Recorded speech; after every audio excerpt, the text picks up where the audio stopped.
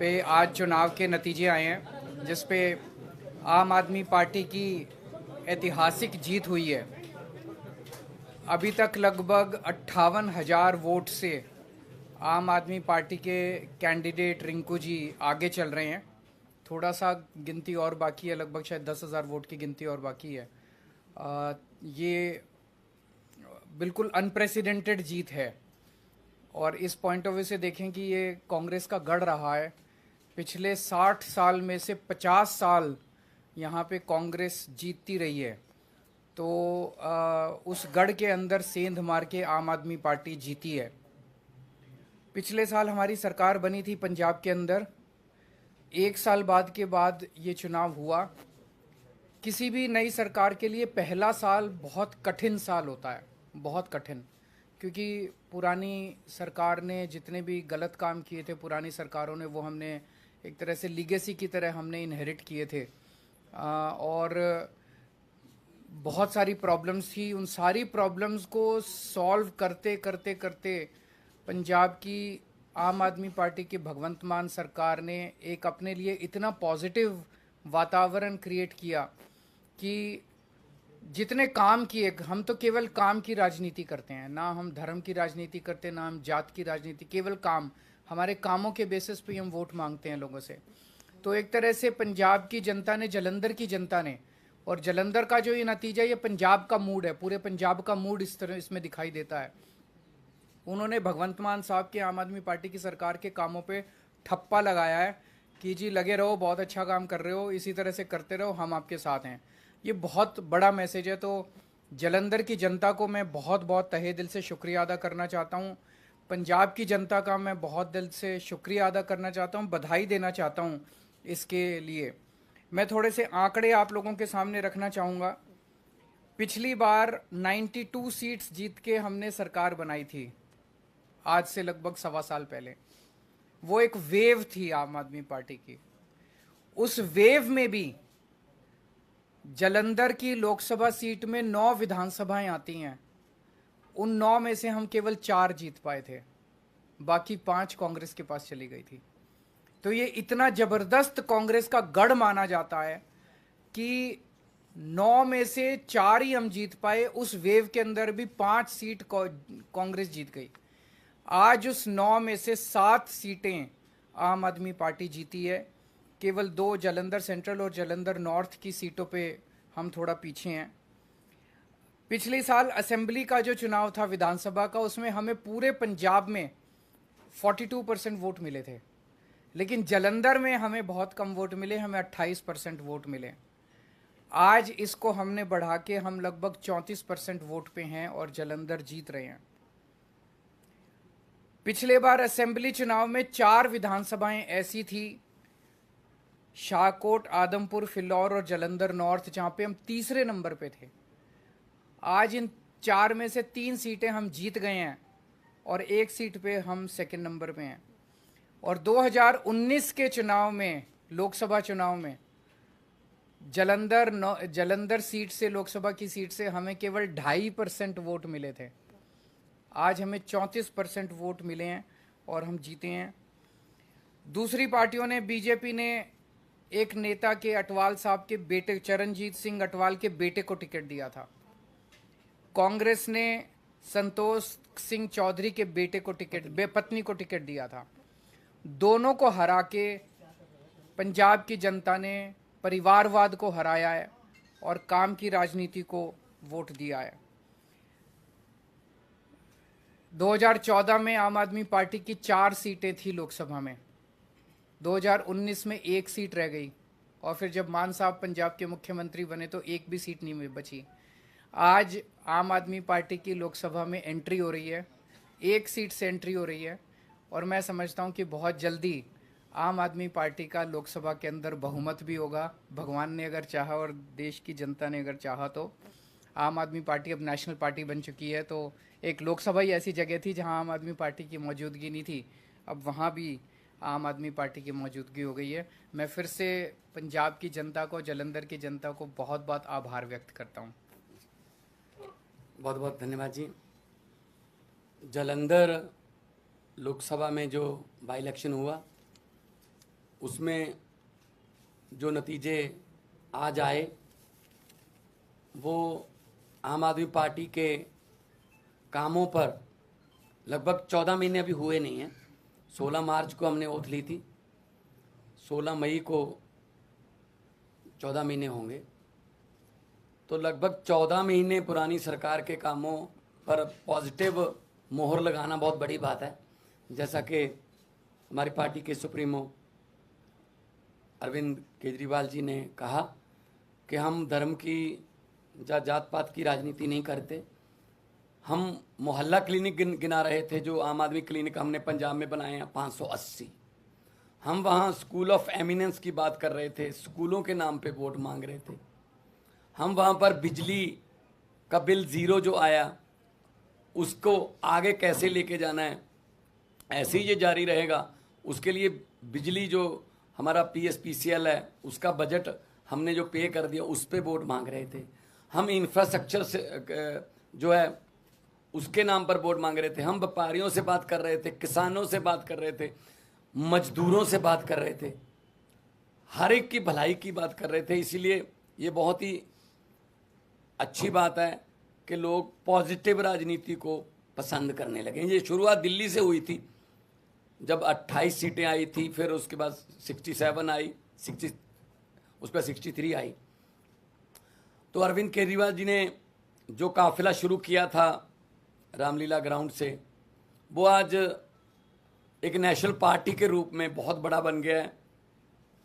92 MLA हमारे पंजाब की विधानसभा में, 63 MLA हमारे दिल्ली की विधानसभा में, 5 MLA हमारे गुजरात की विधानसभा में, 2 MLA हमारे गोवा की विधानसभा में, 10 MP हमारे राज्यसभा में, और आज के बाद 1 MP हमारा लोकसभा में है। तो नेशनल पार्टी बनने के बाद कोई ऐसी संवैधानिक संस्था नहीं है जिसमें हमारा योगदान या हमारा हिस्सा ना हो। ये सब आम आदमी पार्टी की टीम, जो वॉलंटियर, जो अपने जेब से खर्चा करके घर से निकलते हैं और निकल के काफिले के रूप में एक बड़ा रोड शो बना देते हैं, तो ये उनकी जीत है। अरविंद केजरीवाल जी ने बहुत टाइम दिया पंजाब के लिए, और अलग अलग भी गए हम, और जितने भी वॉलंटियर और अहदेदार साहबान थे उन सब की जीत है। मैं जिन्होंने हमें मान सम्मान दिया, हम पर फूलों की वर्षा की, हमको अपने अपने कहीं ना कहीं बुला के मान सम्मान दिया, हमारी इज्जत की, मैं उनको तो बधाई देना ही चाहता हूं दिल से। लेकिन जिन्होंने हमको गालियां दी, हमारे बारे में आपत्तिजनक टिप्पणियां की, अनाप शनाप बोला, पर्सनल लाइफ के बारे में, उनको भी मैं कहता हूं कि वो भी, उनका भी भला हो।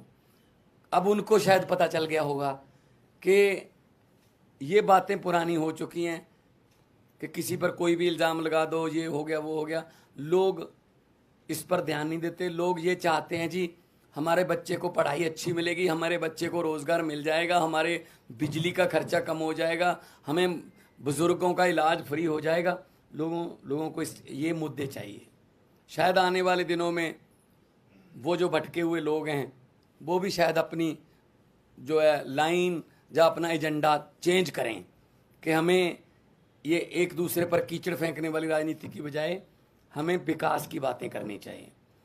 तो जब 92 सीट जीतकर मुख्यमंत्री का मुझे दायित्व दिया था, अरविंद केजरीवाल जी ने मुझ पर भरोसा किया था, तब भी मैंने यही कहा था कि जीतने के बाद हमको अहंकार नहीं करना है। अभी तो हमारी जिम्मेदारी बड़ी है और ज़्यादा मेहनत से काम करना है। अब जलंधर वालों ने इतना मान सम्मान किया, जलंधर वालों ने इतना भरोसा किया, उम्मीद आस जगी है, तो हमको और जिम्मेदारी से काम करना होगा। जलंधर को कैसे चमकाना है और हमारे पंजाब के शहरों को कैसे हमने चमका के पूरे देश में हमारे स्टेट को नंबर 1 बनाना है, ये हमारा अगला मकसद है। रंगला पंजाब, कलरफुल पंजाब जो हमारा टीचा है, उसकी तरफ हम बढ़ रहे हैं। आज जब जीत हुई मेरा हौसला बहुत बढ़ गया, क्योंकि हम लोग जब जाते थे, अरविंद जी रोड शो में जाते, हम यही लोगों को कहते थे कि 11 महीने की इलेक्शन है, अगले साल इन दिनों में फिर कोड लगा होगा, 2024 की इलेक्शन हो चल रही होगी, बल्कि मार्च में ही लग जाता है, मार्च के एंड में।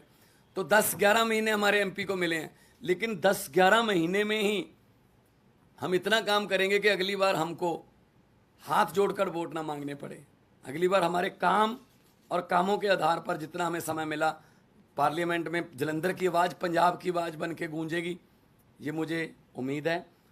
और आज लगभग 60,000 मतों से जीतना, और बाकी सभी इकट्ठे थे, ये बीजेपी, अकाली दल, बीएसपी, कांग्रेस, ये सब इकट्ठे थे। इनकी पीसी अलग अलग होती थी, बस एक एक घंटा पीसी में गैप होता था, कंटेंट सेम ही होता था, एक दूसरे को दे देते थे कि ये अब तुम ले जाओ, ये गालियां मैंने दी हैं, ये अब 3 बजे दे देना, वही गालियां 4 बजे वो देते थे। तो ये इकट्ठे मिलके लड़े। तो लेकिन लोगों ने इन सबको नकार दिया, और लोगों ने आम आदमी पार्टी की जो सरकार है उसके वर्क कल्चर पर, उसके ईमानदारी के जो फतवा है, ये ईमानदारी का फतवा हमें दिया। जलंधर के लगभग 8.5 लाख से ज़्यादा लोगों ने वोट किया, और हम उनकी आसों उम्मीदों पर पूरा उतरने की कोशिश करेंगे।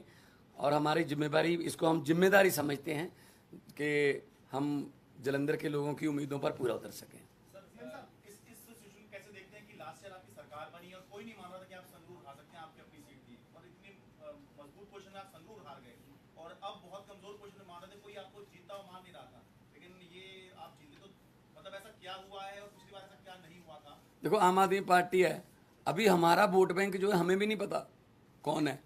हम किसी सर्वे में नहीं आते, सीधा सरकार में ही आते हैं। कोई नहीं मान रहा था कि 67 आ जाएंगी, कोई नहीं मान रहा था 63 आ जाएंगी, कोई नहीं मान रहा था 92 आ जाएंगी। तो हर इलेक्शन का सिनेरियो अलग अलग होता है। तो संगरूर में जो लोगों ने फैसला किया वो भी हम सर माथे पे लिया। उन वहाँ क्या कमियां रहीं, क्या हम नहीं कर पाए, उनसे सीखा, तो आज हम उन कमियों को दूर करके जलंधर में कामयाब हैं। 2024 का आम आदमी पार्टी का ट्रेलर है पंजाब में, पंजाब में तो देखो, पंजाब में जलंधर में जाना दोआबा की सीट है, जो 50 साल से कांग्रेस के पास थी, और कोई प्रचार करने भी नहीं जाता था, वोट मांगने भी नहीं जाते थे कांग्रेस वाले। इस बार भी नहीं आए, इस बार भी कोई नेता बड़ा जलंधर में वोट मांगने नहीं आया। उनको लगता था जी तो हमारी सीट है, पक्की है, लोगों को वोट देनी पड़ती है। लेकिन अब ऐसा नहीं है, तो बदल गया है।